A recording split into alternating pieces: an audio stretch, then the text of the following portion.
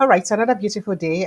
Time for us to tell on our things really happen for inside the country. Sincere apologies. It's weekend. I love you guys and I appreciate you. Thank you and welcome to Updates with Precious. Now here we bring on an update of things really happen for inside the country. So very quickly, make we run on some updates really. But before I begin run the updates, then I let you know. Say I get my Sunday tonic for inside the house. Prince Francis Chilaka. Good evening, sir, and thank you so much as you did. You did, yeah, Prince Francis, sir. Yeah, Precious, how are you? Waiting happen. They don't take your lights because I know No, they see your no, face. no. You're supposed to see him now. I know they see them all. Let me make I ask you. I don't see your face. So, hey, I know they see the face. I've been not see the face before. Welcome, sir. Thank you so much for joining me, sir. I How appreciate are you? you. I'm fine, thank Happy, you, sir. happy Sunday. Thank And you. the normal Nigerian greeting, Happy New Month. That's true. Now new month. Oh, today exactly. Today is the beginning of a new month. Oh wow, my mind don't even go there at all at all. Oh. All right, welcome, sir. Thank you so much for joining me. So make I run through some of the hot headlines so we get this evening. 2027, you conspired. In fact, he called them professional conspirators. You conspired against Jonathan. You conspired to remove Jonathan, and now you're conspiring again. When you conspired against Jonathan, nothing changed. You better shine your eyes. As Seriake Dickson wants Rotimi Amaechi, Atiku Abubakar Erofai, and the rest of the people will they conspire against 2027. This conspiration thing, you get us to take B. Moving on, 2027, Atiku Obi Erofai warned against heating up politics. They're not gonna heat up politics, yo. I don't know what they do. Oh wow, really? And 2027, your anti-Tinubu coalition agenda will fail. And I no go pass. APC chieftain tells Atiku and others. But we'll move on to other issues. Lead by example. End disobedience of ECOWAS court judgment. All the court judgments people don't get for ECOWAS. Oh yeah, obey them first. Falana don't tell Tinubu. You want to start with that? Okay, now show your foot first, best foot forward first. And then Mokwa flood disaster. That is that Niger State flood disaster. Families are still searching for bodies of loved ones. 4 days now, and they're still searching for the bodies of loved ones. In fact, concerning that disaster self, as I speak to you, we hear say they don't see two more bodies. That one now don't make the death toll to rise to 153. 153 persons. 153 persons. I never see our government shake, say, oh, see our people, they die. Oh. Okay, we're in crisis. Nigerians living with bandits. Boko Haram, Emir of Kano, Sanusi Lamido Sanusi. Now I talk that one. Yeah. So moving on to other issues very quickly. 75% of Nigerian prison inmates are innocent. Who talked this one? Aru CCG. Now, Redeemed Christian Church of God, now then talk and say 75% of those waiting for Nigerian prison, they innocent. And I would have spoken about this yesterday, but time no permit me. Talking about the athletes that went from Kano State, will be the travel back after the Ogun State, sports event and going back home, we die because of a ghastly motor accident. Well, NNPP don't blame Kano athletes' death at poor road infrastructure. Saying that the poor roads then what we get for Nigeria, now it make them go die. Catholic priests don't raise alarm on headsmen as headsmen kill 50 for inside Benue State. In fact, for Makodi, shot 15 churches for inside Makodi. They don't they talk, say this one don't do too much. I find it fair to Tinubu, you failed Nigerians woefully. You don't fail Nigerians well. I'm sure you'll be wondering which faction of Afenifere. Meanwhile, Wale Soyinka comments Amechi's effort for not stepping down for Tinubu. He say, I like the fact that you no grieve for anybody and you no grieve for Tinubu. Give them hot.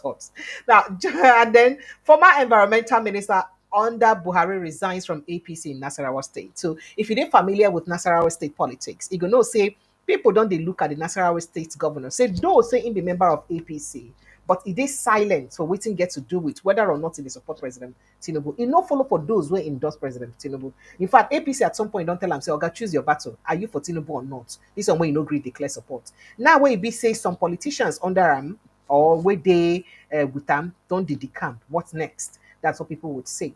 Mama Peace, Patience Jonathan don't back PhD degree. He said, make all politicians come, make it cancel you. Come, I will cancel you. I will cancel you. Come, whatever problem you have, come. Your family problem, come. I will cancel you.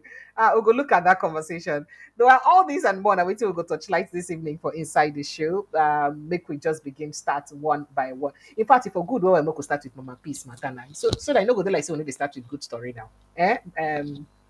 Prince Francis, sir, permission to start with good news. It's not easy to bag a PhD degree.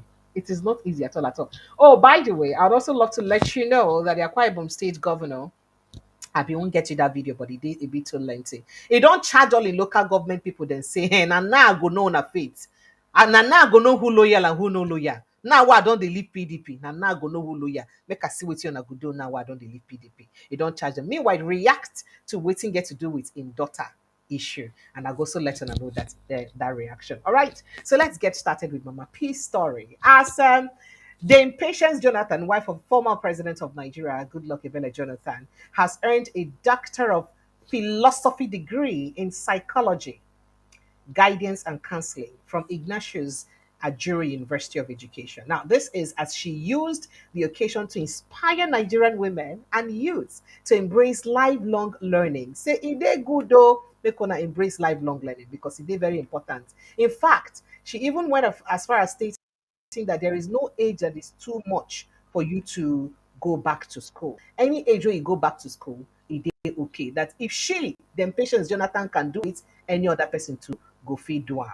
That she dey give people, akbobi and mind as it concern education matter. Now, Jonathan, it was disclosed in a statement released by the First Lady's media advisor, and I didn't even release it, but footage is there, Chris Okeke. Now, Jonathan speaking at the university's 43rd postgraduate convocation ceremony, I think yesterday, Saturday, highlighted the transformative power of education, stressing that age should not be a barrier for you to go back to school.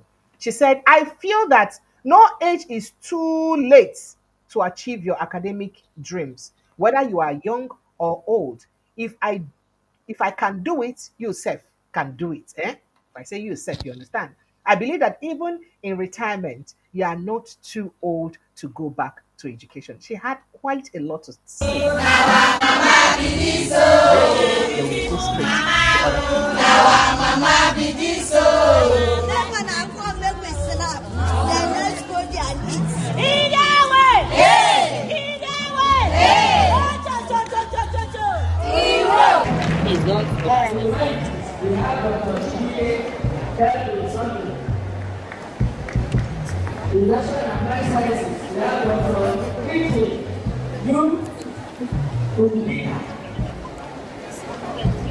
I myself can go to the extent of doing PhD. I give God the glory. It's marvelous in our eyes. To me, I don't know how to appreciate God and how to thank people, especially my lecturers, my friends, and my husband, who has stood by me, who has encouraged me that if others can do it, you can do it. I will support you. That's my husband for you. And my children are not left out. They say, Mama, show us the way that we will follow you. And that's okay. My husband is a doctor. Why not me try and see what I can do so that the children can follow suit? So that's how I go through it. It is quite tough. It's quite challenging, but God see me through. And especially, I give glory to my friends, my two friends, who went there and bought me the form, who is always by me. After the lecture, then we come to the house and lecture me, which is Dr. Temple, Daniel Ofo. And Precious, Dr. Precious Benoit. They are wonderful people. I can't forget them on the joining because they are the best. They are the first to push me through. Then I'm Nigerian woman, which is my constituency. I just feel that no age is limited to education. Be you old and be you small. Even if you are young, you can do it. Try, you can do it. And no matter how old you are retired, you can refresh your brain. You can refresh your brain. You can go further and further and further and refresh your brain. Yes, okay. So the To me, I will tell the Nigerian women and the youths, which is our children, that please, no age is limited. Try your best. If your mama, Mrs. Jonathan, can do it, you can do more than Mrs. Jonathan. That, and also to tell you that I am there for you. My office is at Wuye, Abuja, where I can counsel you, I can give you an advice, both you politicians, both you married women, both you youths, but whoever you are, come. I will counsel you for good and for any challenges that come across you. I am there for you. Thank you and God bless you. Okay, so Prince Francis Chilakasa, you've heard what Mama. Why your face they like this? This one they give us bombastic side eye, sir. You know, like waiting our mama talk. She say no matter who you be, she go cancel you. Remember, say she gets doctorate degree right now, philosophy degree. In fact, doctor of philosophy degree for psychology guidance and counseling. So she will cancel you no matter the problem. Let me have you jumping on the conversation, sir. Well, she needs to start by counseling herself first. Ah, It's very important. He who comes to equity must come with clean hands. Until those people that worked for her that are in prison are set free, there's nothing she will say that will make sense to somebody like me. I agree, yes. I agree there is no time, there is no age limit for education. But in a country where it's becoming too expensive for people to go back to school, how do you want them to go to school? She has the money. The money she got as the wife of the president, the money the husband got, and all of that, all the money they got, as first lady and all of that. She has the money to go back to school. That's why she can, wake up at any time, even in the middle of the night, and go back to school. But there are a lot of Nigerians out there that want to go back to school. There are a lot of out of children, school today. What's she doing about it? So please, I don't even know why you brought up this in the first place. Is it women? Is it women protecting women or women fighting for women? Is that what you're trying to do? it's no, It's sir. not. She's This is not. No, no, no. Pressure. This is not news. It's not everything these politicians do that we bring to the fold. This is not the problem of Nigeria. Her going to school is not the problem of Nigeria. Her going to school. What did she? 8 years or so that her husband was in power. What did they do for Nigeria? That's the question we should be asking. It is the cluelessness of the husband in power that led us to where we are today, where hunger and starvation is killing Nigerians. So you guys voted for people that are not clueless. So what did you gain from it? What Who have you gotten from voted it? for them? Who voted for them? Oh, you said her husband is clueless. So if her husband is clueless, that means you are part of those who supported that he should be So, ousted. so, As it were. so, please, So, so please, Madam Patience, whether you go to Cambridge or not, it does not put food on the table of ordinary Nigerians. So please, let's move to the next item. eh, okay, no wahala. Let's move to the next item then. So now that let's go straight to politics, as it were.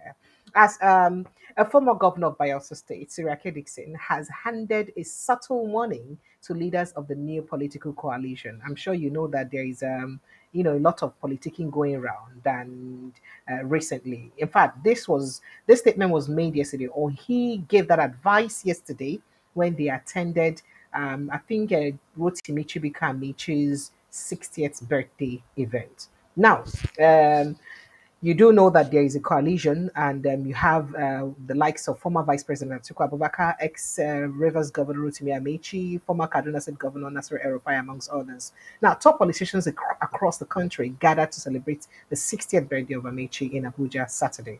Speaking earlier, Atiku had also declared himself, Amechi, and El-Rufai as conspirators when during that event. I think I played that yesterday when Atiku said they are conspirators. Now, Atiku said he, Amechi, and the opposition coalition are united in their opposition to President Bola Ahmed Tinubu's administration.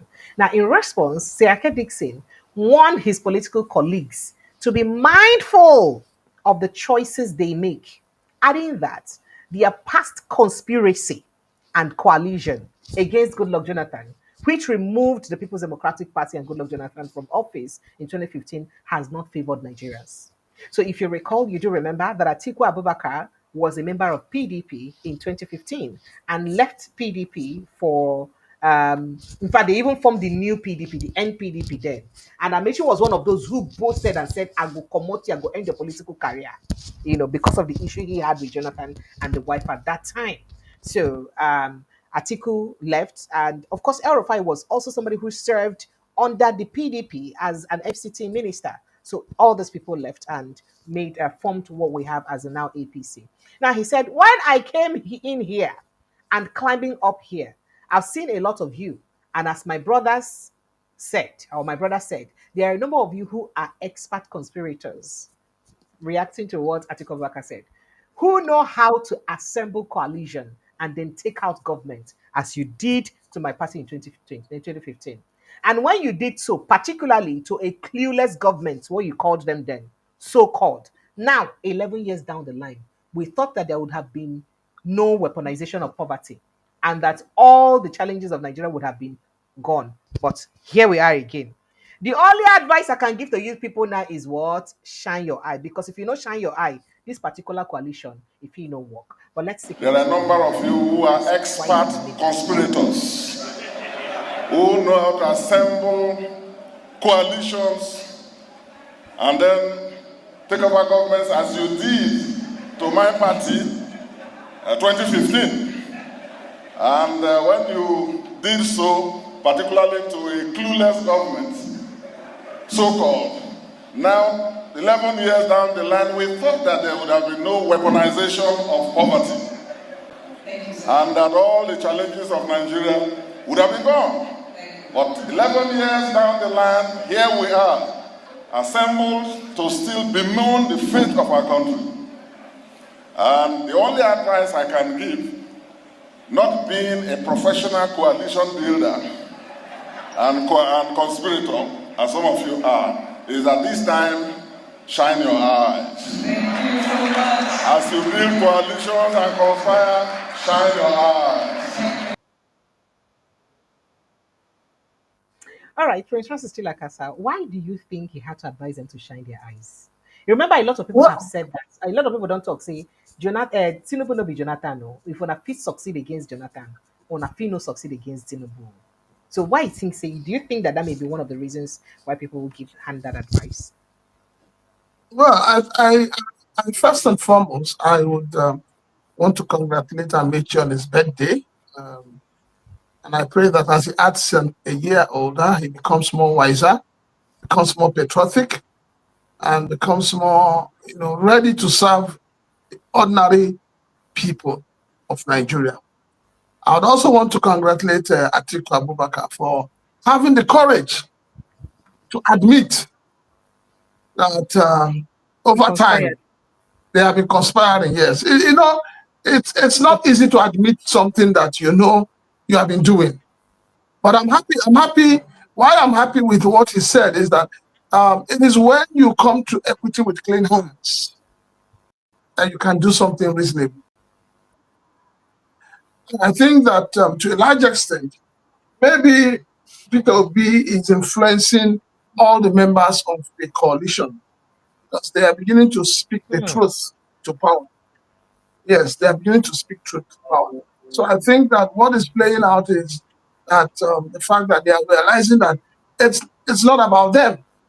The any coalition you form against Tinubu that is just a political class, it will crash.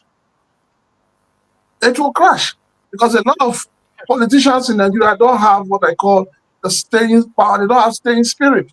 They don't have the power to endure.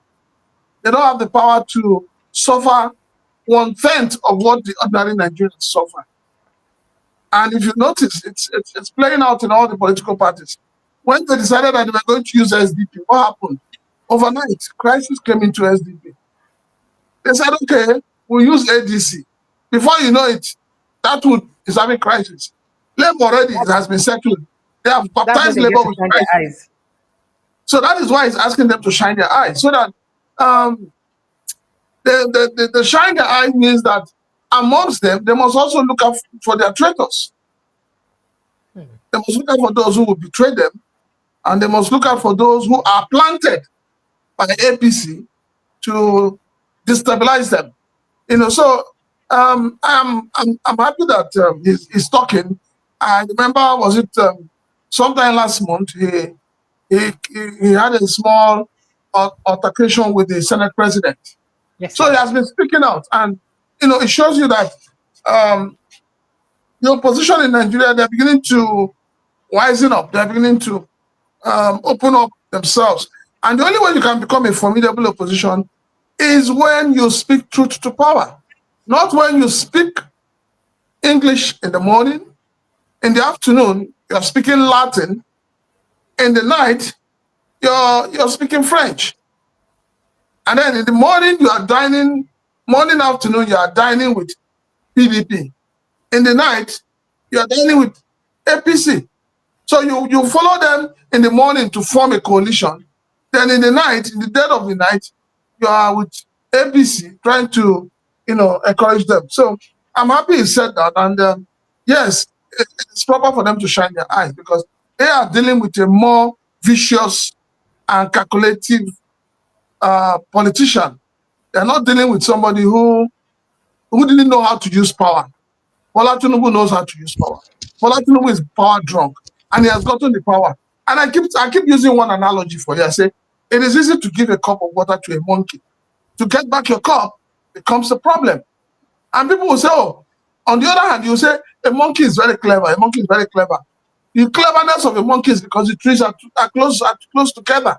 Separate the trees and let's see if the monkey is really clever. So it's a good one. I believe that the coalition will hear, and I hope that they will learn and form a coalition that has the people at heart. Put the people first. For you to take out somebody like Bola Tinubu, you must form a coalition that is people-oriented and not political class-oriented. Okay, but there are some people they talk say the coalition self say some of them are actually people with them plants where truly the ruling party APC plant there. So perhaps say in fact the major opposition with everybody they feel and where the ruling party they fear na Obi. So say they just plant this coalition to use distract Obi so that what do you think about that? No, I totally disagree with you, and I totally disagree with those who share that view. I believe that every politician, everybody in Nigeria, other than those who are benefiting from the political system we have today, understand that all is not Tuhuru, all is not well with Nigeria, all is not well with the Nigerian people. So if you understand what Nigerians are going through, sincerely speaking, you will understand the need for a coalition, you will understand the need for a change of status quo. So I don't want to join the bandwagon of saying, no, that they've planted. Yes, the planting they can plant is to destabilize the parties, to make the parties unavailable. If the political parties are dealing with crisis, it becomes difficult for even the people who are forming the coalition to arrive at who they will use. So yes, if it is at the political party level, I agree that they have their people planted there. But if it's in the people that are forming this coalition, if the names we're hearing are truly the names of those who are in the forefront of forming this coalition, I think that it is a coalition that has come to stay. Okay. All right. Let's quickly also take something else that somebody else has said. I think Wale Shoyinka said a lot. Shoyinka also spoke in that event. He basically lauded Chibika Amaechi's perseverance. In talk, say, in fact, say one of the things he like about Chibika Amaechi is he no grief for anybody, especially as he draw attention to the 2027 election, 2023 primaries, how Amaechi, say a lot of people, including Akpabi and the rest of them, steps down for Tinubu. But he said that he likes the fact that Amaechi is giving Tinubu a run for his money. He did give him the bad mouth way he deserve. So Wale Soyinka described former Transport Minister Amaechi as a courageous politician due to his refusal to step down for President Tinubu during the All Progressives Congress primaries. He said the main reason why I had to be here today, it's first of all to they admire the fighting spirit of Amaechi. He did say quite a lot. So let me quickly play what he said so that when I will hear from the horse's mouth direct, make it not be saying Admire maybe do Rotimi yeah, Amaechi's we'll finish. fighting Talk spirit. to. And it's a very consistent one. But the most memorable for me, because I watched this event live on TV all the way from Abu Dhabi. I wanted to see the drama of all the primaries going on during the election. I wasn't really here, but I said I want to watch this contest, and I'm glad I did, because it gave me a great, most malicious pleasure, rascally, if you like, pleasure, to see the incumbent president being given a dose of his own medicine. Let me explain this. As somebody we knew as the last man standing when he fought to a standstill, a former president who was maneuvering himself into a position of changing the constitution and becoming, obtaining a third term. He keeps denying it, but he and I know for a fact, and so do others. And towards that goal, he was sort of emasculating the powers of the constituent elements of the federation. And by the end, this president was the last man standing, resisted that effort. All the others had sort of cowed down because their statutory allocation had been stopped, contrary to the Constitution. But one man, he was the last man standing. Well, he obtained a dose of his own medicine from Seriake Amaechi during the primaries. I enjoyed that very much.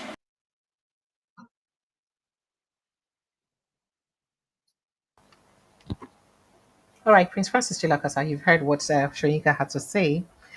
Is it not shocking to you that Shoyinka had to praise somebody who You opposes know, his dear brother and friend Tinubu? let me Is it not? let me let me let me say this. Um, Olusegun knows that he has lost the respect of the Nigerian people, and being an educated and illiterate man, he is trying to come back to prominence through the back door. Oh wow! That's what he's trying to do. I had expected that while elogizing Amaechi, I had also expected that Olusegun would have had, how do I put it? We should have had the guts to use that opportunity to pass evaluation on the 2 years of Bola Ahmed Tinubu's administration. But you can see, in one breath, you're trying to tell us, oh, you don't, it's like telling somebody you have not done well, but you're not condemning what the person has done. Telling us that Amaechi did well by standing, tall during the primaries. It doesn't make sense. As far as I'm concerned, he's just beating around the bush. What I had expected from him, what a lot of Nigerians expected from him, is to come out. You said, oh, give you he said 100 days, 1 year. This is the second year. Shoyinka has not had the guts. He has not been able to, the last time he tried to condemn this government, he was lost of speech. A man who is very free, is an orator, suddenly he couldn't, bring out those words that he's known for. And even this one, you can notice that, talking about Amaechi is also free. But you should also have told us that whether this government has performed well or not. So you find a man who talks from two sides of the mouth. And that is not, the era of his role modeling of the youth has been thrown away.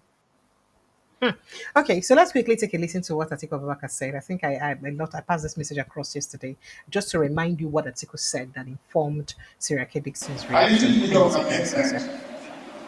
And state weaponization of poverty. Why I say so, when I was growing up in the north, the most prosperous city or state was Kano State, the most prosperous. And incidentally, as soon as I finished my secondary school, my first vocation was Kano State. I never saw people sleeping outside. Then there were no villages of miles. I never saw people sleeping outside or outside the shops in Kano State. Recently, people were all over state sleeping under the bridge,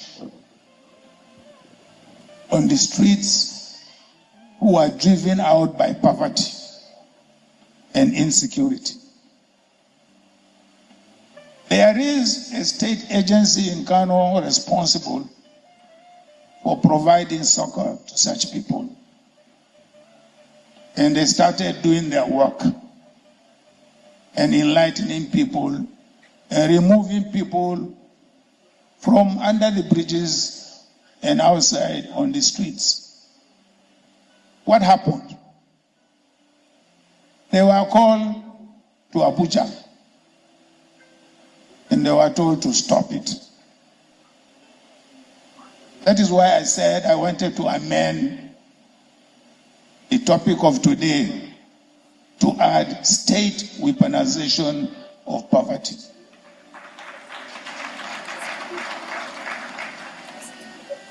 This particular government is weaponizing poverty.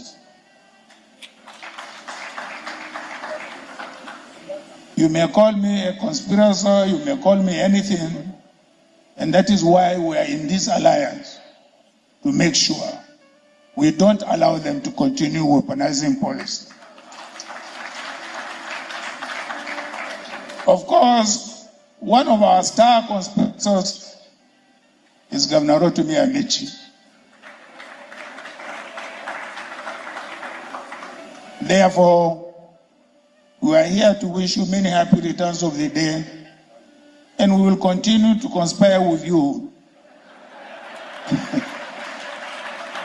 to make sure we minimize poverty and we don't use state machinery to weaponize poverty. I thank you very much. God bless you all. All right, so Prince Francis Chilakasa, let me get your response. As a non-co-conspirator, or are you a conspirator? Well, you know, when there are things people say that you can't really fault them. It is common knowledge that yes, this administration is weaponizing poverty. It is common knowledge Did you that hear that example he gave about Kanu? How Kanu yes, had an yes, agency that was to fight against. it's not the first time we're hearing this.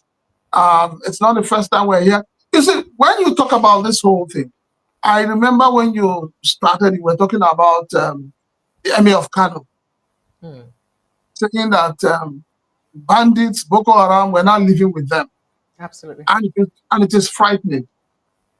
And immediately what came to my mind is the fact that, which is something everybody has been saying, which is something I have also been saying, how can you have a sane society when you do not punish people for crime? How can you be able to curb insurgents when those who commit these crimes get arrested, they are rehabilitated, and they are integrated back into the society? So what are we really doing? Are we not trying to encourage it? It's like, you know, young boys who are doing Yahoo that get arrested. And then when they get arrested, you now said, oh, you are sending them to a computer school for them to learn computer, learn how to use that resources they have learned better. And you think that when you send them back, they will not one day wake up and say, money no day for pocket. You know, good life no day again. Make them try them for once. So we're just going round and round and round in a vicious circle. We know what the problem is, but we're not ready. Where the government is not showing the political will with which to curb the problem. So when you talk about conspirators, obviously, right now, every poor, hungry, starving, malnourished Nigerian is a conspirator. Wait. That is it. So We're it's a all national conspiring. conspiration. It's a national conspiracy. So we're all conspiring to ensure that we have a future tomorrow. You see, I feel so upset when educated people come out and begin to defend the inanities of this government. Suddenly, Nigeria has become a country where we commission projects that have not been completed. And this whole brouhaha started with Rocha Tokoroja in Imo State in the dying days of his administration. He spent the money of the taxpayers' money of Imo State people, got all the radio and TV stations, and was just commissioning heaven and earth. And none of the things he commissioned is working up till now. None, not one. So how do you begin to commission a project that has not been completed? Is that not deception on its own? So these are the things we're talking about. So if, yes, Atiku knows what he's talking about. We all know when this whole insurgency thing started. And we all know how Jonathan administration fought it. But today, what do you get? So every right-thinking Nigeria today, unemployed youths, hungry, starving, malnourished, depressed Nigerians, we all are conspirators. And that's why I keep telling you that any coalition that does not take the people along, that does not involve the people from the grassroots, that does not allow the people to own that coalition, they will just be wasting their time. Okay. Following up with this conversation now, an elder statesman, I think Adesombo Onitiri, has issued a stern, very serious, stubborn warning to former Vice President Atiku Abubakar, Governors Nasiru El-Rufai and Seriake Amaechi, including Peter Obi, against their actions and rhetoric that it is capable of destabilizing the nation's political climate as Nigeria approaches the 2027 general elections. Onitiri, in a statement issued yesterday, advised the trio to consider key national figures and statesmen to act with greater restraint and patriotism for their political agreement. So say if you talk, we're gonna show some kind of respect, we're gonna know this country. I'm leading somewhere, sir. Okay, go ahead if you want to respond. I was going so now you're calling that man an elder statesman. Where has it been all this while? When your president on the 29th of May 2023 said subsidy is gone, where was he? Okay. Where was he when the fuel price moved from what it is to 1,000 plus? Where was he? Where has it been all this while that dollar has been fluctuating between 1,000, 1,005 and 1,006 to 1,007? Where has it been that Nigerians cannot afford decent meal? So when people come out and say they're elder statesmen, I ask myself, what wisdom does he have to impart on the Nigerian people? When you want to talk as an elder statesman, don't talk behind the camera or behind the newspapers. Let him go to Oshodi. Let him go to Ladipo. Let him go out and talk to and talk. Then let us listen to him.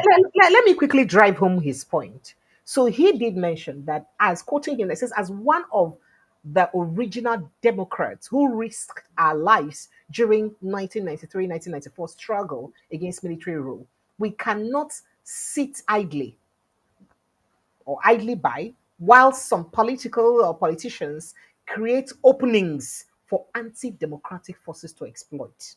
I agree. Make I finish. No, Precious, hold on. Precious, hold on. Okay, I surrender. When they gathered to push away Jonathan, where was he? He didn't realize at that point in time that he was a Democrat. So let them stop gaslighting us. All those who claim that they fought the military to a standstill, they should stop gaslighting us. It's just a way of, it's like a man who abuses the wife. In the house, you abuse your wife. You come to the public, you showcase her as your wife. Are you sane? That's what our political class are doing to us. So it cannot come out now. When they were all pushing Jonathan away, when Jonathan was in power, how much was a bag of rice? How much was a bag of gari? How much was the dollar to the naira? How much was petrol? So when they pushed Jonathan away, he didn't realize that he fought for democracy. He didn't realize that he fought the military. How many years have we have democratic rule? Let them show me what they have done compared to what the military did. So every time these political knockheads want to talk, they say they fought the military. As if the military are not human beings, as if they were not contractors under the military. Most of them are doing contracts under the military. So what are they talking about? It is when they want to talk to Nigerians, they believe that Nigerians are gullible, Nigerians don't know what they're saying, or they don't know their right from their left. They will not use emotional blackmail and talk to us that they fought the military. Which military did he fight? All right, sir. Okay, so let me quickly finish that statement. He stressed that the current economic and security challenges demand unity and collaboration across party lines.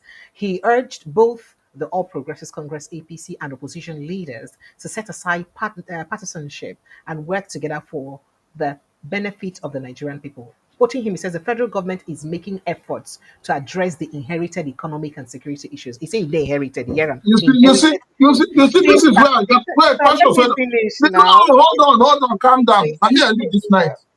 I'm here you. This is where I don't like to listen to such people.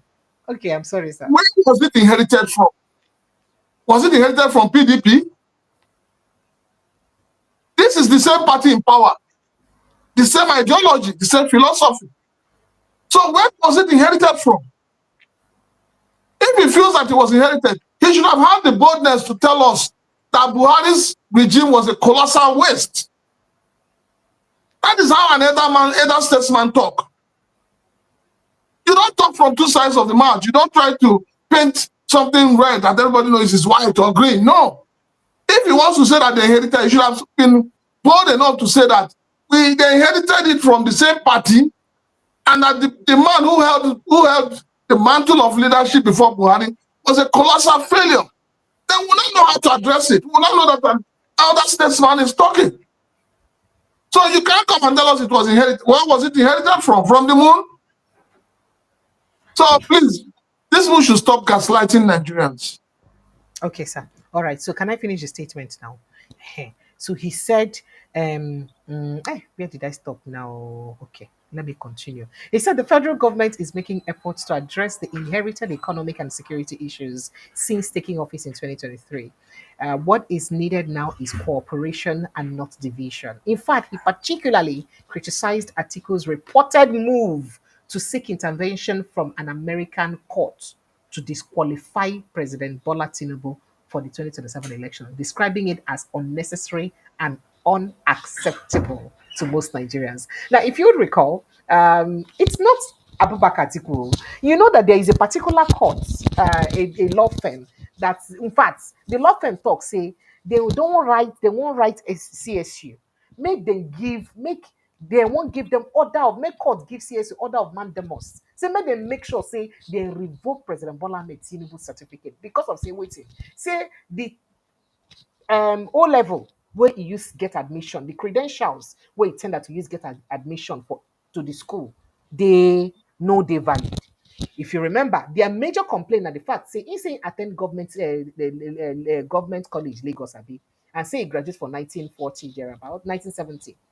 But the school was not even formed till 1974. And the first set of graduates for the school, now years after 1974. So it is obvious saying that the O level way carry enter the school, it is wrong. So because of that, revoke the certificate because of that. It is a court that went to seek that clarification, a law firm, not Atiku Abubakar. So I don't know why he's blaming Atiku for this. You see, this is to show you that the man is just doing campaign and propaganda for President Bola Ahmed Tinubu and nothing else. He shot himself in the leg.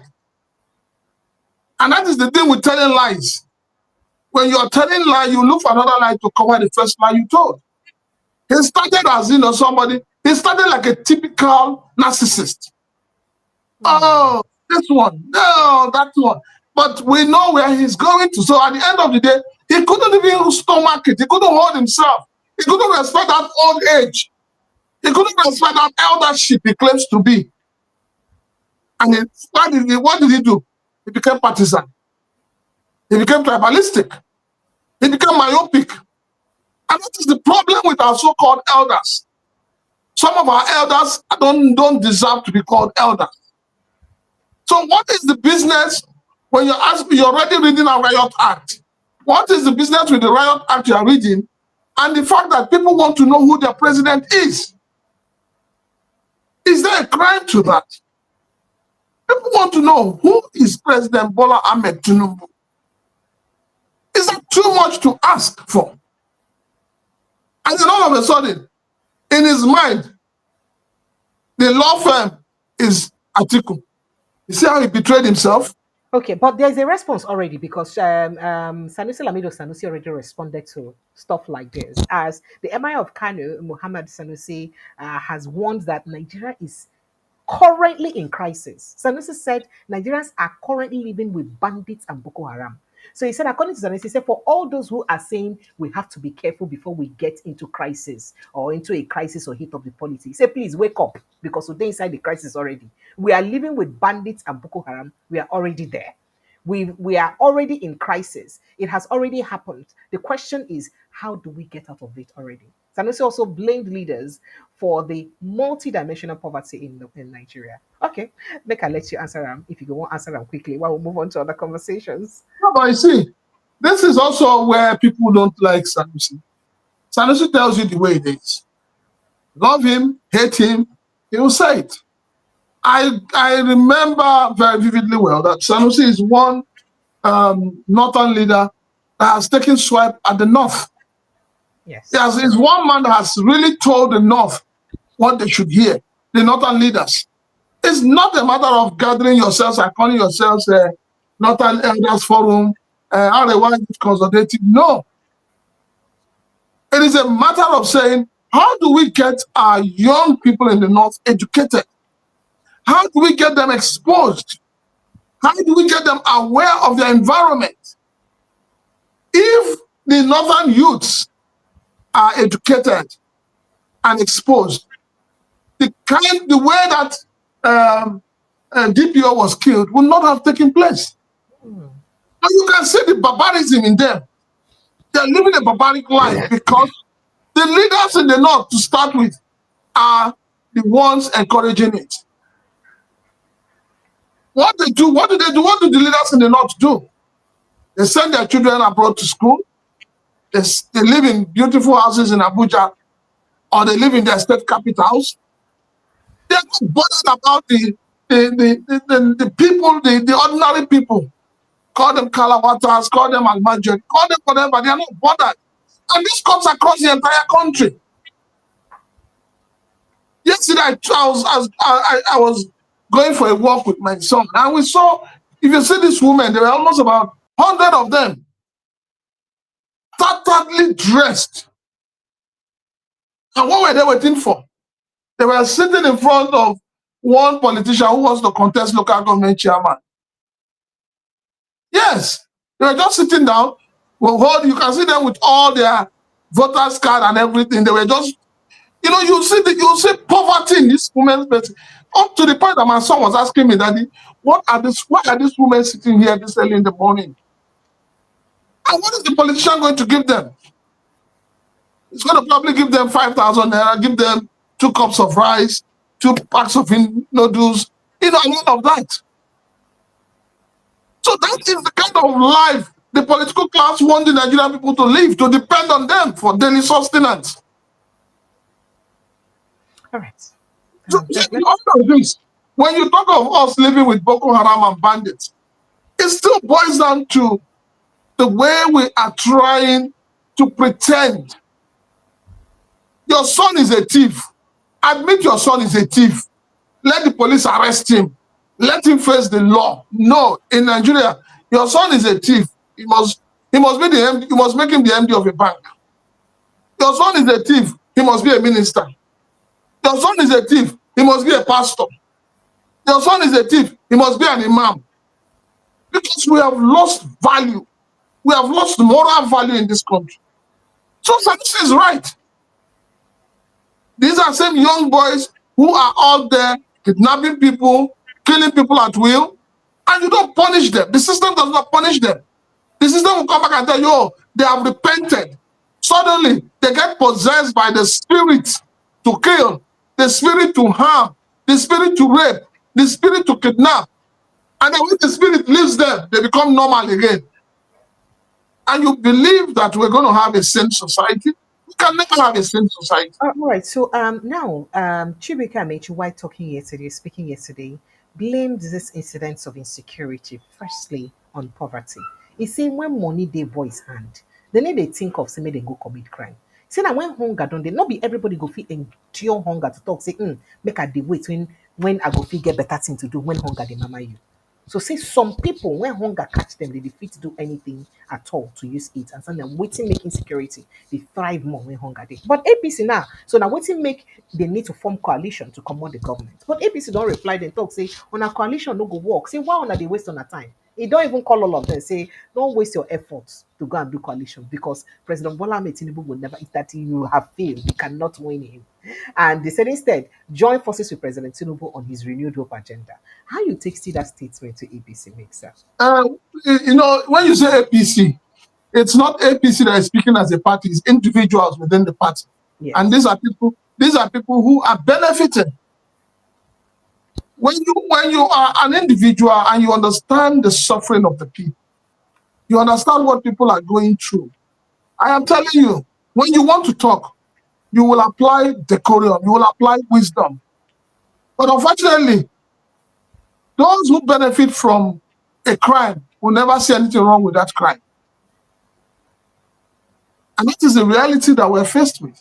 So anybody who is coming out to say, because you said this, they want to counter it with something reasonable.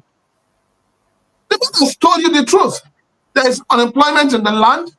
There is hunger in the land. So how do you want people to survive? How? Do you know how many graduates that are chunked out every year? And they run the streets without a job. So how do you want them to feed their families? Do you know what age Nigerians are getting married today? Youths in Nigeria. You don't know. Go and ask. A young man of 25, 30, 35, 40 is still living under the roof of his parents. And you think all is well.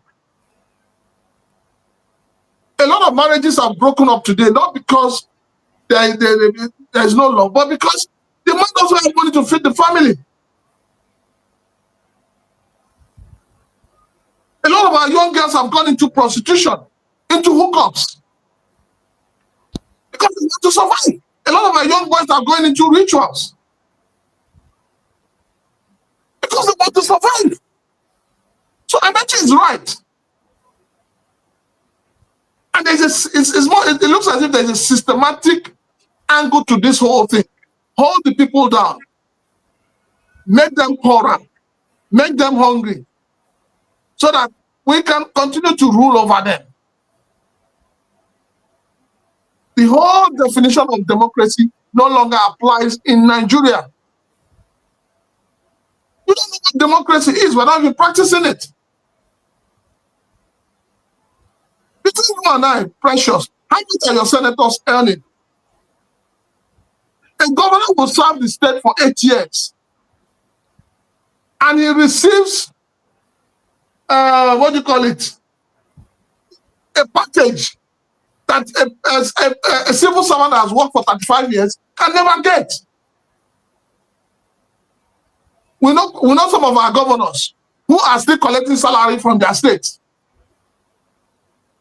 They are still living in the houses provided by their states. Some of them are in the Senate. They are taken from two sides, eating from both sides of their mouth. So what are we talking about? The man is right. So anybody who comes out from APC or anybody who's saying anything, he's just saying it because he's seeking for recognition. After all, you heard that Reno Makari was Mr. President yesterday and declared total loyalty. I be won't show you evidence, so because say I not just I don't play, I don't take him seriously. I deliberately don't try to take his words seriously. Make it not be like say I dey pay attention to waiting in the talk because the thing can't remind me of tweet we make I think early that was in December late 2022 about President Bola Ahmed Tinubu. And then I seen compost again about President Bola Ahmed Tinubu yesterday. The thing shocked me. Oh. I wondered, I don't want to say shuddered, at how human beings then they use change their mouths, all of a Uh, sudden. If you Precious, remember, see this tweet, make I play, precious. make I show you the tweet now, sir. Hold on before Very you play. quick. Before you play. Okay, sir. I don't post that. They talk, sir. They talk, sir. Go ahead, sir. I'm You not know, playing. Oh. It's just when you talk of the likes of Reno and all of them, you should talk about Bola now. Have you forgotten him? Even Dr. Fashua, we were in the same party.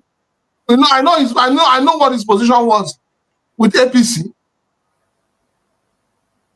okay. So But, let me quickly read what you find out is that these are people who have all their lives, they have lived off government. They have lived off the powers to be. Who is in power? They stay in the corridor of power. So their children's school fees is paid by government. Their holidays are paid by government. Whatever they are doing is paid by government. So people like that do not see anything. All they do is anywhere below face, now they're in the face. Now their own lifestyle. They are job men. We call them job men and job women. That is all they do. All they seek for is to benefit from the system, irrespective of whether the person leading the system is normal or not, whether the people survive or not. It's about survival of the fittest. The all right. first law in the jungle is survival of the fittest. So that is what it is. So a lot of them believe that if they talk in favor of the government, if they attack anybody who is in opposition, their sins are forgiven. And President Bola Ahmed Tinubu is one man who wants everybody to come to him. He believes that by having everybody together, 2027 will be guaranteed for him. But President Bola Ahmed Tinubu has forgotten what he said during the campaigns. He said if in 6 months he's unable to provide Nigerians with electricity, nobody should vote for him. He thinks Nigerians have forgotten. Nigerians have not forgotten. The only promises government made, which they have lived up to, is widening the tax net, making life difficult for Nigerians. Subsidy is gone. So that Right. is what they have. That is their yardstick. That is what they have achieved. All right. Any So other thing is not an achievement. all right, so let's quickly look at what Breno Mokere posted in 20, I think that was in 2022 December, where he says, if anybody can get close enough to Bola Ahmed Tinubu to take a sample of his hair or urine, this was, as we prepare for the election, the sample of his hair or urine. And this election will be over because with his hair and urine sample, the laboratory can analyze if he still takes drugs and what type of drugs he takes. Tinubu is a known drug lord in capital letter. I didn't write it. Now, handwriting be that from his verified Twitter page. Who belongs in jail, not in Aso Rock. I went to Chicago myself and obtained verified court documents. It will be a shame if the man gets anywhere close to Aso Rock. A nation with a drug lord president is a nation whose passport is automatically suspected or sorry, automatically is suspect. Now, it can't make this other post today.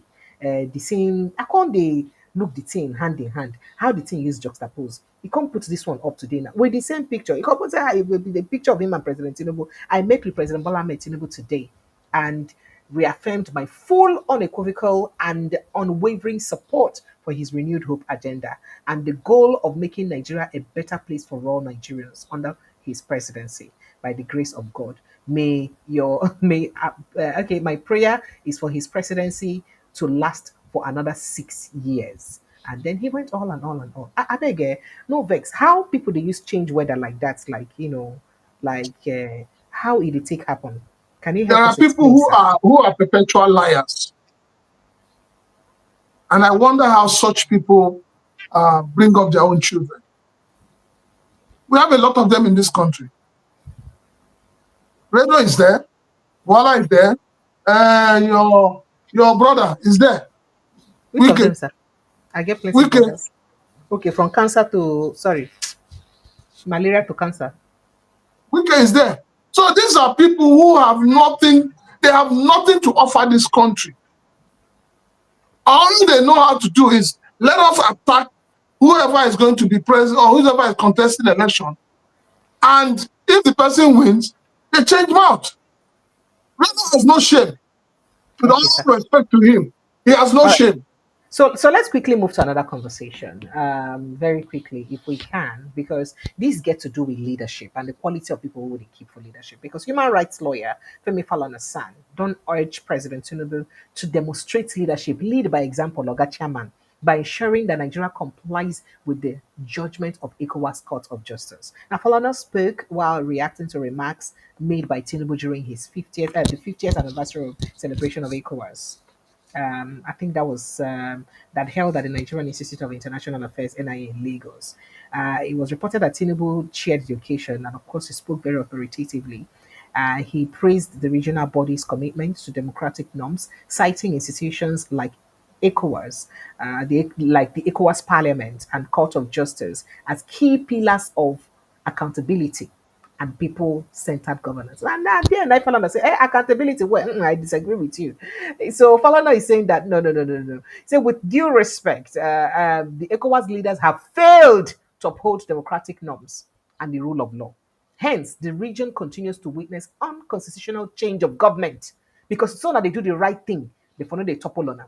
Now, the senior lawyer particularly condemned the disregard for the ECOWAS cut rulings, citing a record number of unenforced judgments across the region, not only for one country. According to him, he said, as of December 2024, last year, December, when President Tinubu still be president, where he don't mark 1 year plus, Nigeria tops the list with of people where countries ABC never obey court order for ECOWAS, with 44 unenforced judgments, 44 when they no agree enforce, followed by Togo with 27, Guinea at 15, Mali 10, Sierra Leone 9, and several other countries then follow.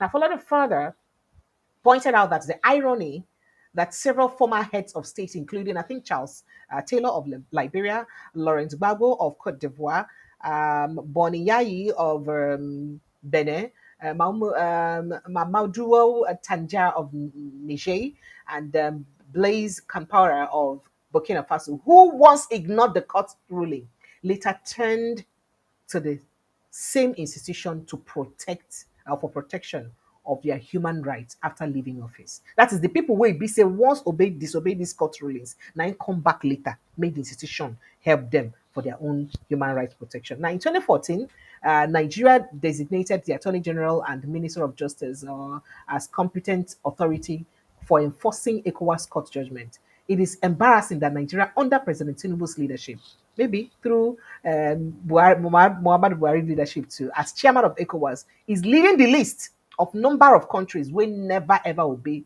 ECOWAS judgment. So, in contact Tinubu to immediately instruct Oga Lateef Fagbemi to enforce all outstanding ECOWAS court judgments, describing it as a necessary step to restore the nation's credibility and reinforce ECOWAS legal framework. And just while we're speaking on that, let me quickly let you know that a Liberian waiting for inside the ECOWAS Parliament can go inside ECOWAS Parliament. Come talk, say, excuse me, ECOWAS Parliament. If they one woman will be senator for inside Nigeria, where did they do injustice to?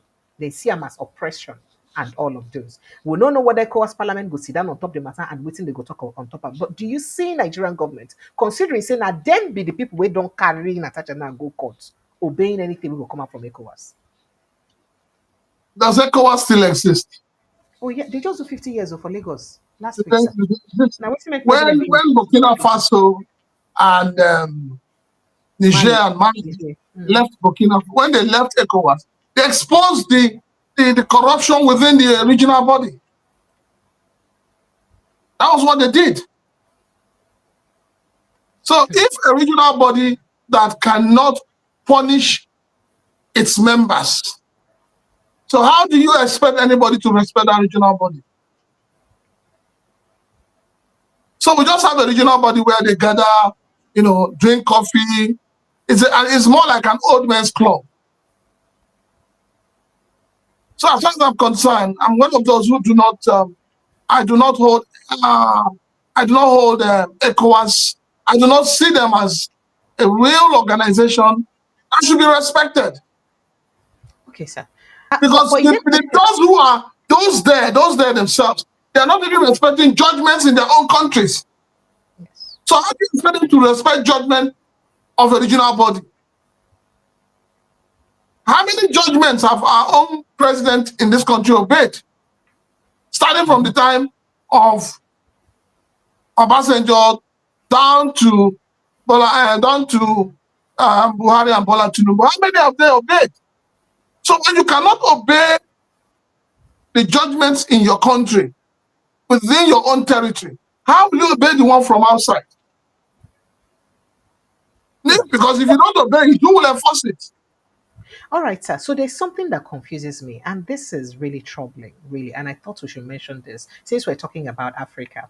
I saw this post about Africa, this write up or this post purportedly from I think this is supposed to be from um, you know, um, the one of the executives in France. And it says it was Emmanuel Macron's stupidity that opened the eyes of Africans. Meaning, say, when are not supposed to get sense for waiting Oyibo people they do honor and how they control honor leaders against honor.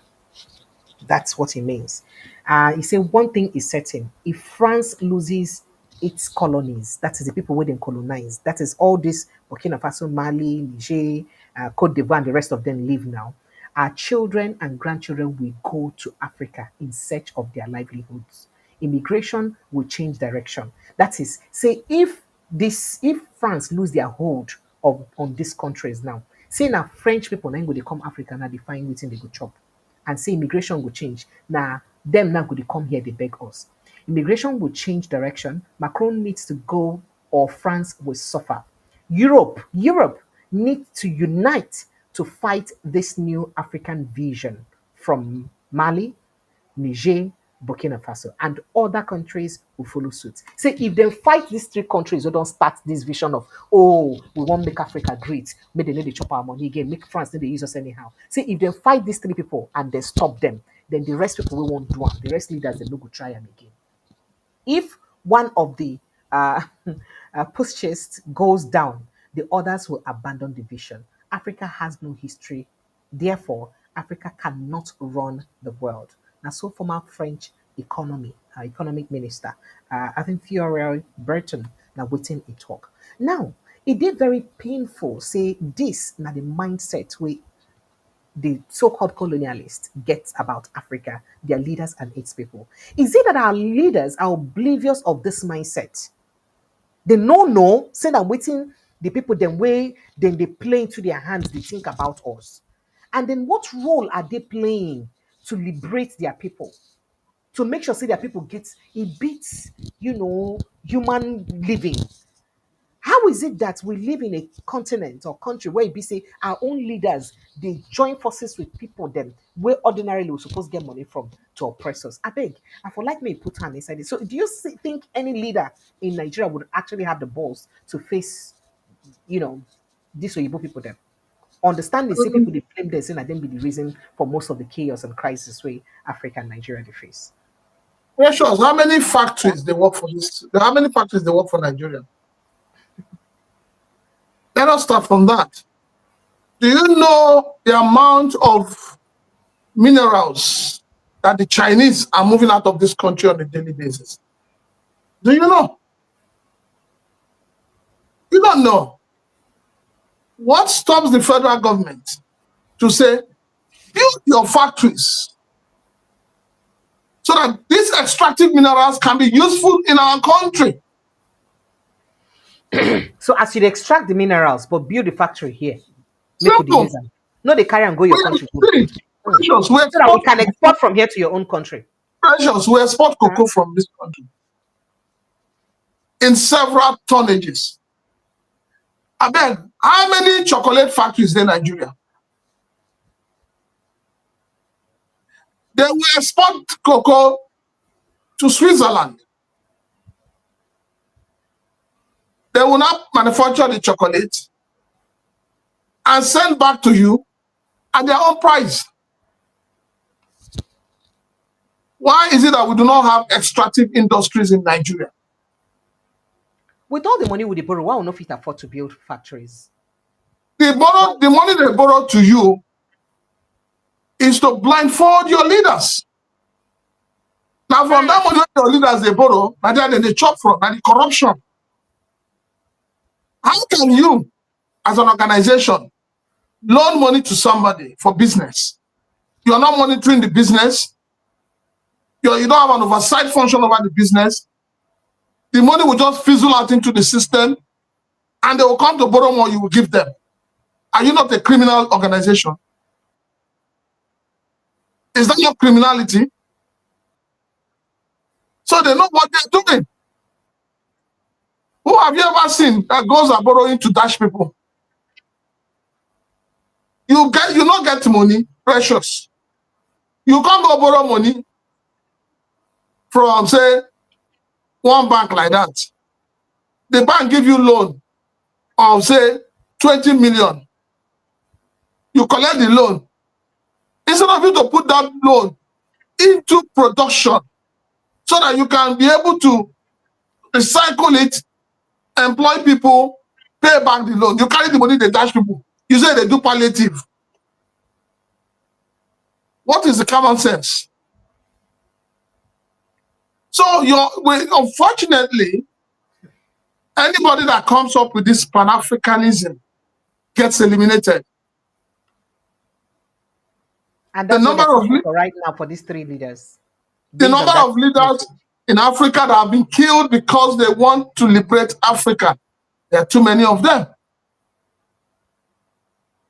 Are you not telling me that all the money your government has been making, they cannot build first-class hospital in Nigeria? Why must any government official that is sick run abroad for treatment? So it's part of the whole thing. They enjoy the fact that you are dependent on them. All right, sir. Let's quickly, because time is going, let's quickly move to other issues. So I don't know if you know about the flood issue in Niger State. A very, very devastating flood issue. I think I'll play the video of the, some of the um, flood incidents, under while I'm talking. It's really very gory. And it's sad that so far we hear that death toll now has risen in this flood incident. As um, 4 days after the devastating flood that swept through Tipin Maza and Angowan Hausawa communities in Mokwa local government area of Niger State. They say residents are still frantically searching for bodies of their loved ones to ensure they're giving a proper burial. Reports that it was reported that official figures have already, put the death toll to 153. It was 151, but two more bodies were found or discovered, making it 153 people. The magnitude and the suddenness of the disaster shocked the community to its core and left 50 houses destroyed, about 3,018 persons homeless, with many of those affected currently taking refuge at the Mokwa Central Primary School provided by the local government. The disaster, according to the Niger State Emergency Management Agency, was triggered by a downpour that lasted several hours, causing homes to be submerged and buildings to collapse. As I speak now, the Niger State government has again commenced the monthly sanitation exercise so that it will be clear the drainages and all of those. So, how can I, for 21st century, this one not be seen a natural disaster? 21st century, because of say rain fall, water no get where e dey pass. Now wetin make 153 people don't die. More bodies still dey count though, because people say they find their body. As a flood, flash flood, sweep body, then they go. In 21st, what are we doing with leadership in Nigeria? With all the money and resources we be say Nigeria gets, how can for this 21st century we get this kind of magnitude of incidents they happen? For this kind of time. It is some things where they a bit too embarrassing. Now, while other countries they suffer natural disasters, I'm not gonna call this one natural because this would have been avoidable if we get government really proactive. Name it for don't see them and then they for don't do things. If nothing happened, they for evacuate people. Come out for those Precious. areas. Sir, When you evacuate the people, that's the problem. evacuating the people is not the solution. The solution is lack of planning, lack of infrastructure, lack of drainage, lack of enforcement. Everybody in Nigeria is just doing whatever they want to do. So there's a leadership deficit. That's just what is going on. We keep saying, "Oh, we have national emergency agency or whatever." Yeah, but they're moribund. They're not functioning. You have the National Orientation Agency. Are they functioning? Your leaders are not proactive. Rather, your leaders are reactive. The things your leaders are meant to do. Now, let us begin to question, where is all the money your honorable members, your senators collect as constituency project? What are they doing? What are they doing with all that money?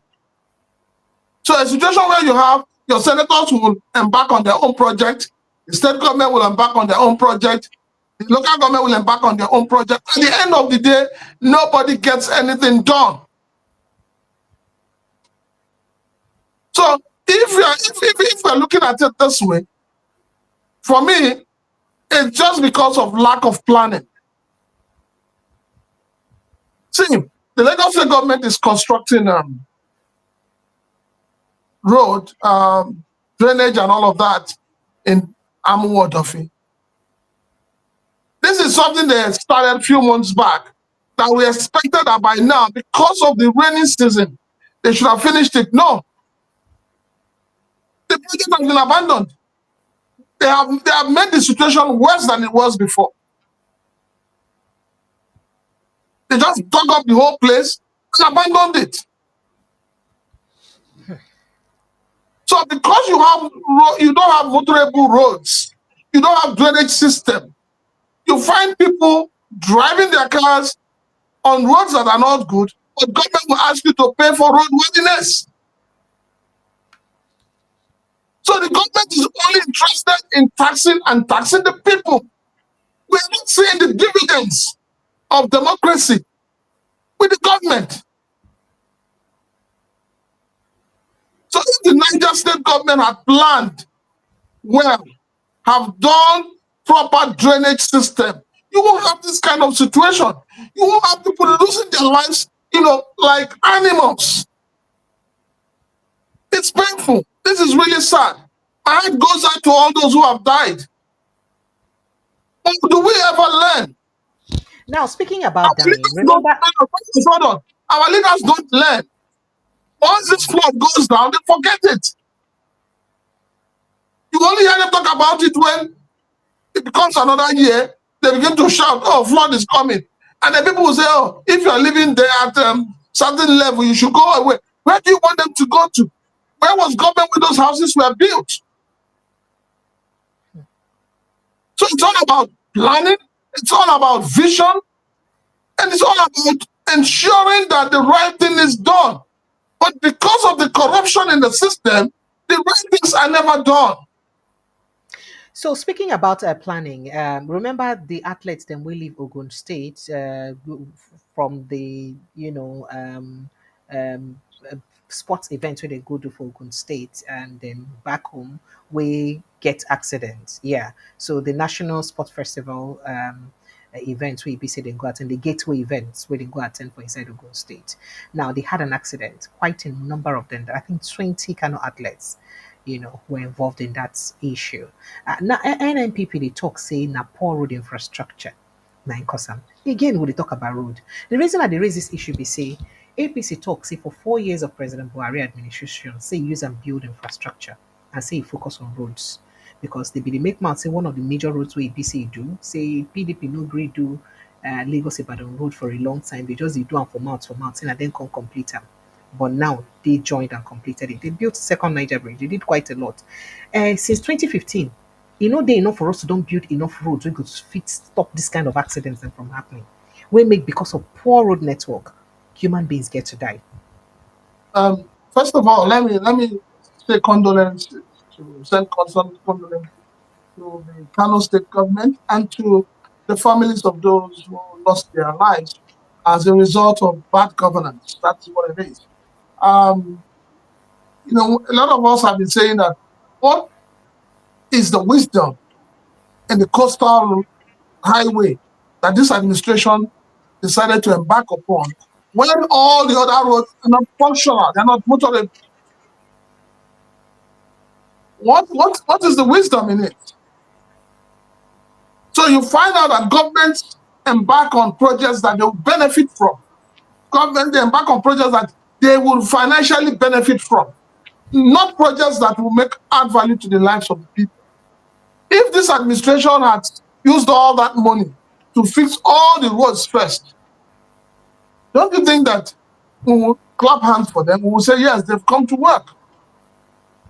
So this idea of reaching, not continuing, lack of continuity in governance is a problem. It's a big problem. Look at the footbridge started by Ambode on Airport Road. How far have they gone with it? How far have they gone with it? So a governor comes, he abandons what the other person started, he starts his own. And this is a problem across the entire country. So the government are making so much money now, but the people are not seeing the money. What you say the project? The roads they are even building, the ones that are trying to build roads, they build a road that in 48 hours after commissioning, the roads dissipate. The hospitals are not working. Once we don't even have some states don't even have classrooms for children to go to school. So the government needs to think as if there is no box. It's very, very important.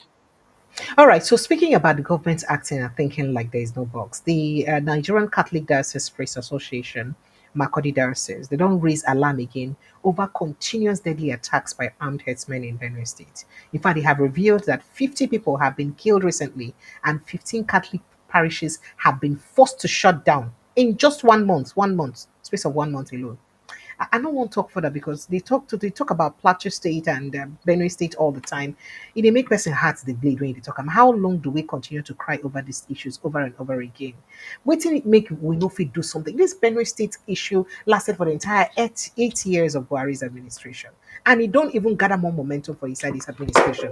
Why is it hard for us to do something about it? Why? Uh, Why I, do we? I, I I think that when you want to capture um, a country, or when you want to capture a country, you start from somewhere. So I think that what these terrorists, Boko Haram, what they're trying to do, don't forget that Benue shares boundary with Enugu, Yes. Cross River, and all of that. Plateau shares boundary with Taraba, and all of that. So what do you think will happen if those two states are captured and used as a launch pad? What do you think will happen? And that's why I said to President Bola Ahmed Tinubu that when you came to power, you had promised to, or your vice had promised that he will be in charge of security. And you had promised Nigerians that they would have peace of mind. Since this government came to power, have they been able to send people back to their ancestral homes? If people living in IDP camps are still living in IDP camps, Precious, you know what that means? What it means is that those local governments, those villages have been occupied by some other people. And the government does not want to chase away those intruders. Because if they want to chase those intruders away, Those who own the land originally will not be living in IDP camps.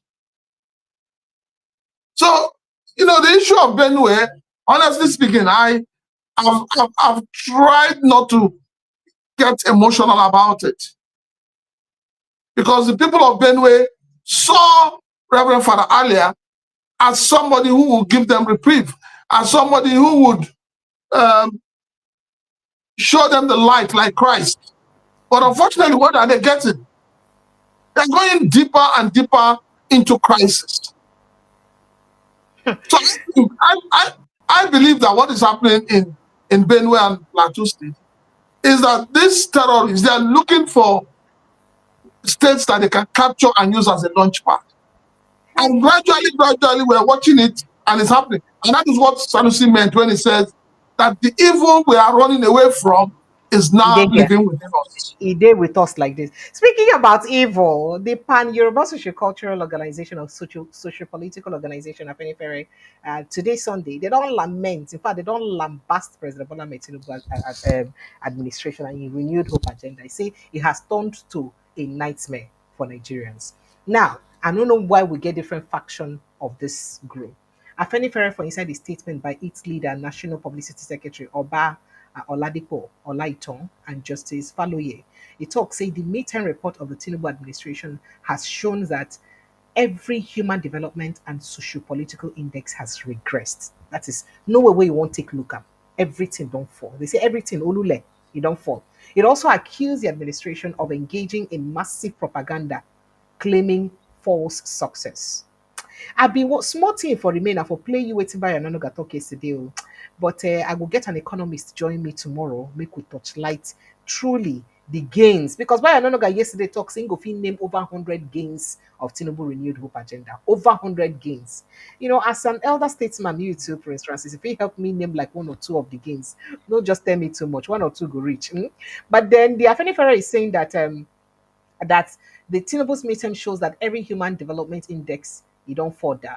I say the man they do propaganda. I say rather than take full responsibility for the unmitigated sufferings inflicted on Nigerians in the past 2 years on account of its wrong policy choices and wasteful spending, the Tinubu administration has engaged in massive propaganda, claiming false successes and shifting blames to global and historical factors and showing scant empathy for ordinary Nigerians. He said basically, due to unforced errors, especially the oversight of the production element of subsidies and floating of the naira without any preparation to cushion the predictable impact. The Tinubu economic reforms has turned us to Tinubu economic deforms.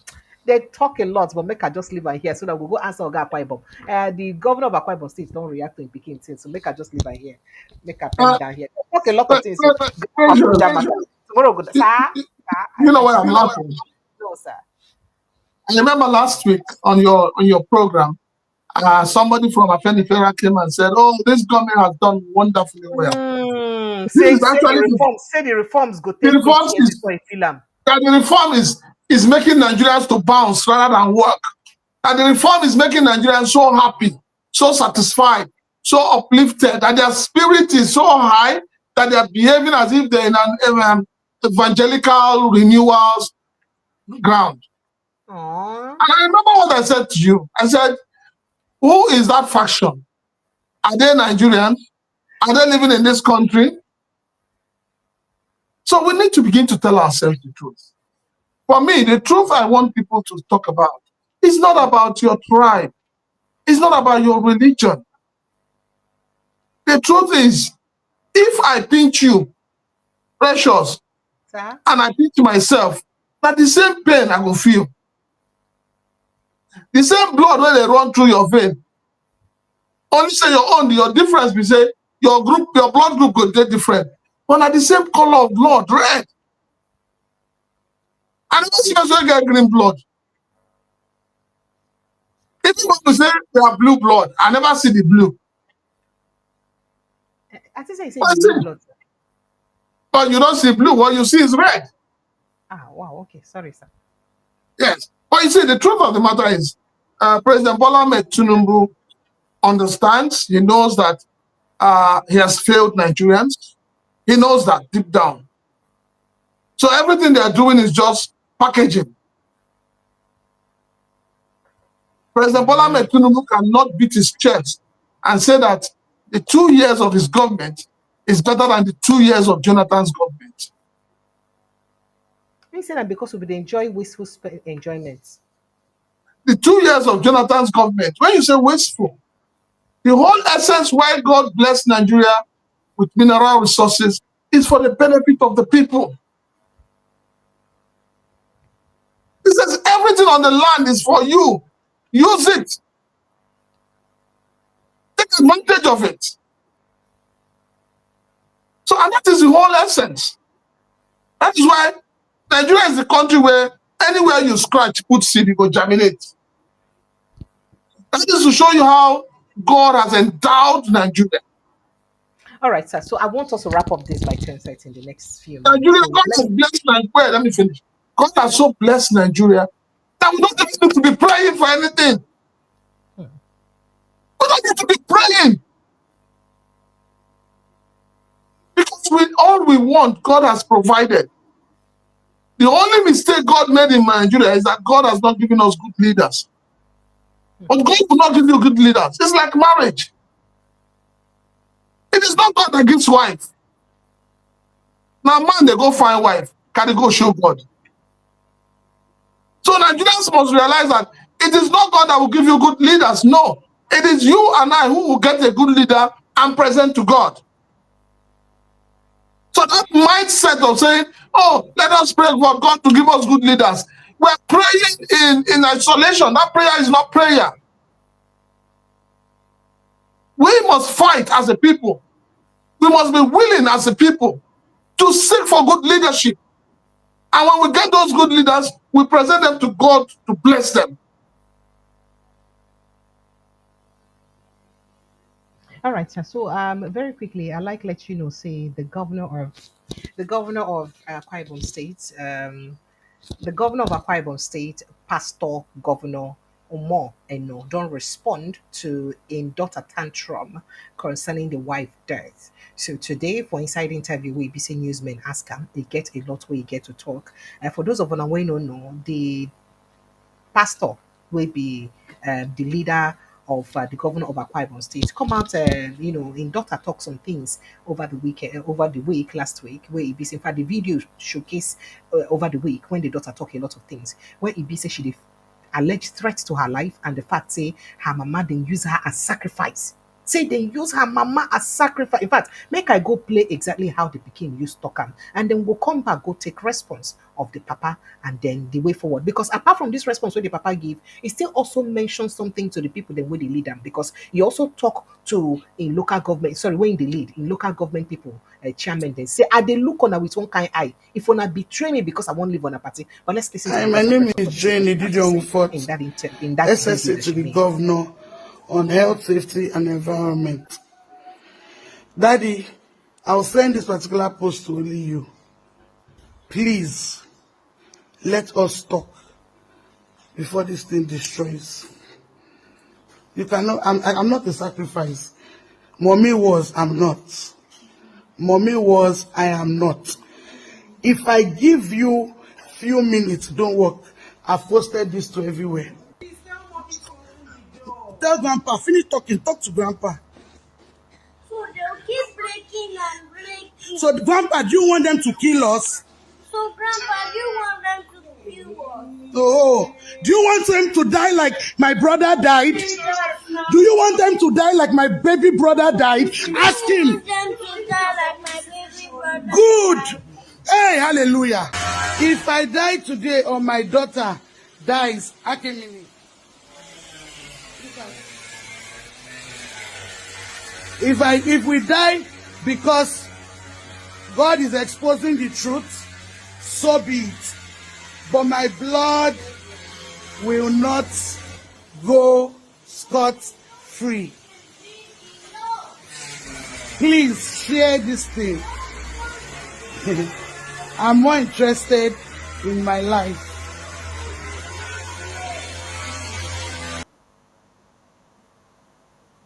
All right, so today when the Papa bin they talk to newsmen, he gets a lot to react for concerning this matter as newsmen ask him a question concerning this particular video when daughter make. As it be say from that video, if you notice am well, she'd alert say na sacrifice and sacrifice her mama. If you realize the first lady of Cross River State died sometime in September 2024, and I think they buried her sometime around November 2024. And people just dey look and say, and the waiting them quote will make her die now.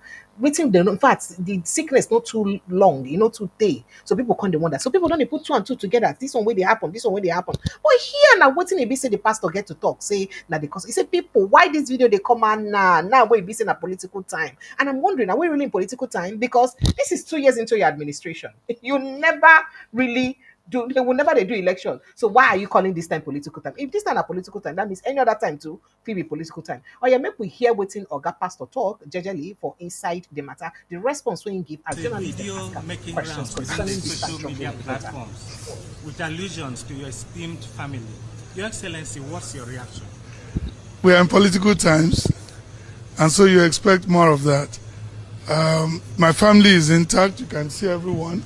And the event we're talking about happened immediately my wife passed last year. So why is it surfacing now? And why is it on the eve of a second-year anniversary that we're celebrating the milestone that we have achieved? This teaches me that there are detractors around. And so my family is intact. You can see that's Jane herself there. That's my daughter, that's the husband. So we have a good family. The pressure on the kids when they lose a loved one and could be traumatic, and we must know that. All I can appeal to the public is, please, they shouldn't bring back sad memories. It's enough that I've lost my wife, and I pray that they allow her peaceful soul to rest in peace, and don't try to. But I can't be distracted. I remain focused. I'll continue to serve Akwa Ibom people, and I don't wish what happened to me will happen to anyone else. So people throwing this around, if that's what they wish for themselves, I wish them luck. But we're running. We're running. My family is intact. I think even in politics, family should be off limits. Family should really be off limits, and so I don't think it's anything. You see me, I'm here, and we're good. Okay, so you don't get a response of the governor himself and how intake respond to the situation. I would like to know what you think. And just to point it clear, the young lady will also make that allegation or we throw that tantrum day by the side, just like you mentioned, her name Jane Omo, and she did there by the side. We show a footage of her where she did there. Prince Francis Chilak, I don't know whether you hear me, I don't know whether you still did there. We see a footage of her, and she also responds, "Not head, see she did here," and she looks more lively. So could it not be just maybe the if you notice the anxiety and the way she be the breathe when she dey talk that time when she make that video, but now she look a bit more calm and relaxed. Maybe the papa really feel dey right. Maybe the pressure of losing a loved one will feel make her throw those tantrums and say those things. And again, why on the eve of him 2 years milestone celebrations? Well, Precious, Sir, I mean, this was a topic we looked at on Friday, and yes, I we did. remember what I said vividly. I said the man will respond, and it means words. I said when he responds, two things are bound to happen. He's either going to tell you that the daughter is suffering from some of mental issue, or that it is a political gang up. It's easy for everybody in Nigeria to talk of politics because what Oh dear, how sincere apologies. It be like say your network just put you out. All they right. think more of the election than they think of development. The moment they're elected, they're thinking of the next election. They're not thinking of adding value. They're not thinking of projects. They're not thinking of developing the country. So this is the problem. So, I mean, I wasn't expecting anything different from the response he had given. That's the truth. I wasn't. Because I know that I told you, they will switch off their phones. And then by the time they come back live, they already decided and prepared what they want to tell you. And then for them, life continues. I do not think that any father in his right mind and any daughter in her right mind would wake up and put out such a thing, and you're telling us that it is politically motivated, then it means that your household is in disarray. I mean, that is it. Okay, so recently too, as him talk this one, he's also made statement to say the first statement we make now to commissioners when he tell them say if you think that now that I want to decamp to APC, you can use the structure in PDP to undo me. Don't worry yourself. I'll still be in charge of the structure in PDP. Now you don't also tell today the local government or a video we resurface today. It tell the local government chairman, all of them talk say now we won't decamp now you go know their true loyalty, whether through they loyal to them, their local government chairman. I'd like you to react. When such statements coming from that man, does he appear to you like a pastor? Does he appear to you like a man of God? The question you ask when people talk based on their profession, you ask, if Jesus Christ was there, what would Jesus Christ do? Would Jesus Christ have said that to his disciples? Would Jesus Christ coerce his disciples? Jesus Christ didn't do that. He told Peter to abide. He says, Peter, follow me. I'll make you fishers of men. You also remember in the Bible when somebody approached Christ and talked about following him. And Jesus said, okay, follow me. And the man said, let me go and take care of my family. He said, well, you have to decide what you want. So if you see people climb the pulpit and you call them pastors, you ask yourself, what are they really preaching? Are they preaching the gospel of Jesus Christ, or are they preaching their own adulterated gospel? A man of God is not expected to talk the way he's talking. And that's the truth. He's not expected to coerce people, to force people. How can you leave PDP, go to APC, and you're holding on to the structure of PDP? Has he forgotten? Has he forgotten what Jesus Christ said? Give to Caesar what is to Caesar. So are you saying that is not a godly attitude? What makes it godly?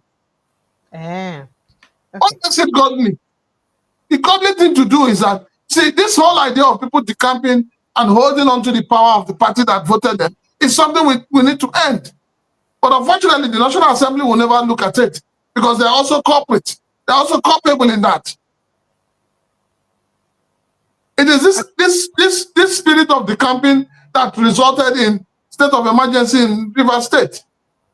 All right, sir. So just while we wrap up speaking about decamping and looking at the spirit of decamping, in a significant political move ahead of 2027 general elections, former Minister of Environment under, I think, Muhammad Buhari's administration, Barrister Mohammed Hassan Abdullahi, has tendered his resignation from the All Progressives Congress APC. Now, Barrister Abdullahi served under Buhari's administration, submitted his resignation letter on June 1 today to the APC chairman in his Uke ward of Karu local government area of Nasarawa State. The letter, which was copied to the party officials, cited personal reasons for his departure. Apart from that, concerns people have had concerns over the president, the governor of the state's loyalty, whether or not he is for President Bola Ahmed Tinubu. And now, some people who are supposed to be called loyalists to the APC are resigning. Remember, say the governor did look at like say the governor of Nasarawa State and all that. Now people will follow Buhari under his CPC. And they look and now wait make people they look and like say you be like say oh no they really well for inside AP. Does this move make any difference? I have always said, and I'll keep saying that the campaign of governors from PDP, from whatever party to APC, does not guarantee victory for Bola Ahmed Tinubu come 2027. The governors only have one vote each. And by the time you add all the governors together, you're talking about 36 votes. Even amongst their family members, a lot of them will not vote APC come 2027. So when the people, when governors decamp, you will find out that as time goes on, as the political environment begins to unfold, people will begin to leave APC on their own. And you will find out that those who are leaving APC are people who have structure. Most governors don't even have structure. What they have is rigging structure. Most of the governors today, what they have is the ability to rig. They have INEC, they have the police to rig elections.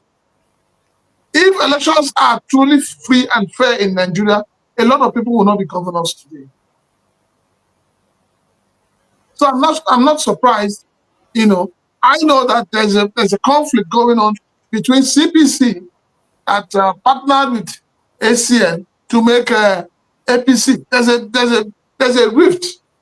There's an internal rift. They don't want to make it open, like they're making that of Labour Party, SDP, and APC. They don't want to make it open, but there's a rift because a lot of people who are supporters of Buhari himself are not happy with the current political situation. They're not happy with the economic situation of the country, and they're speaking out. But you cannot muzzle everybody. As we go on, you will see people. I am telling you that 2027 will be the people against the political class. All right. Thank you so much. The people against the political class are taking a few reactions very quickly. Thank you so much, Francis Chilaka, for always obliging me whenever I call you. I do appreciate. Guys, that's the size of our package this evening. Tomorrow, I would have a renowned economist join me in the evening. Mukhtar Mohammed will be here in the evening.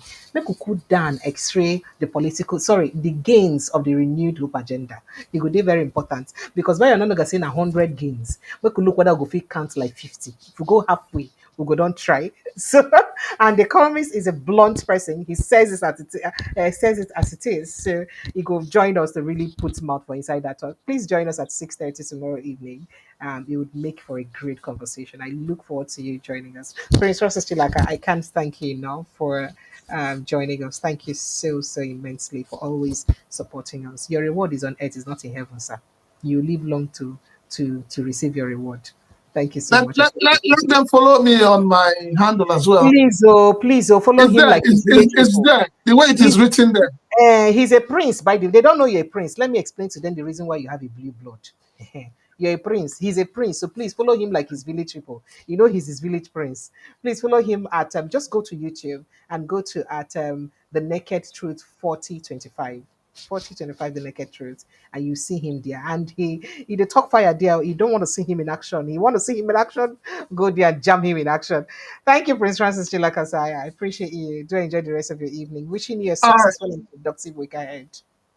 Thank you. You too. Bye. Thank you. Thank you. Bye. All right, Nigerians, that's the size of our package. My name is Precious Thingy. I love you guys.